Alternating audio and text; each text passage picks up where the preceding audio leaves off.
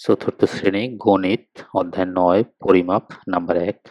সঠিক উত্তরের পাশে টিক চিহ্ন দেই। বলছে ১ কিলোমিটার ইকুয়াল টু কত মিটার? তো আমরা জানি যে ১ কিলোমিটার সমান ১০০০ মিটার, মানে উত্তর গ। নাম্বার ২, ১ মিটার ৬০ সেন্টিমিটার সমান কত সেন্টিমিটার? এখানে ৪টা দেওয়া আছে।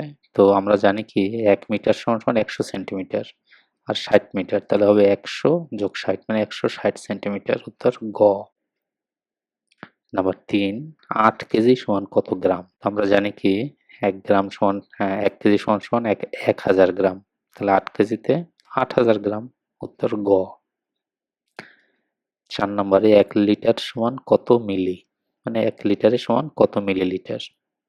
তাহলে আমরা জানি ১০০০ মিলিলিটার ১ লিটার, তাহলে উত্তর গ।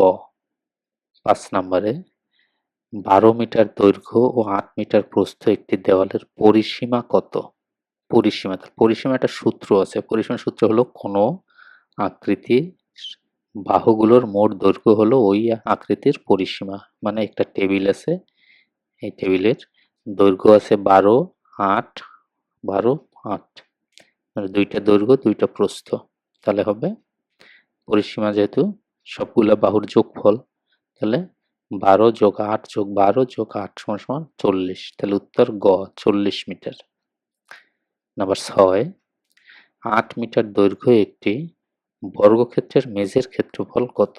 ৮ মিটার দৈর্ঘ্য, তাহলে ৮ মিটার দৈর্ঘ্যের সূত্র আছে আমরা জানি, বর্গক্ষেত্রের ক্ষেত্রফল সমান এক বাহুর দৈর্ঘ্য গুণ এক বাহুর প্রস্থ।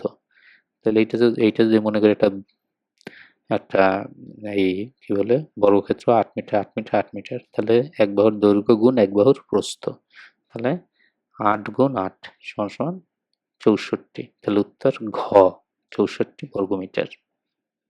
৭ নম্বরে কি বলছে, নিচের কোন ক্ষেত্রটির ক্ষেত্রফল ৪০০ বর্গ সেন্টিমিটার হতে পারে?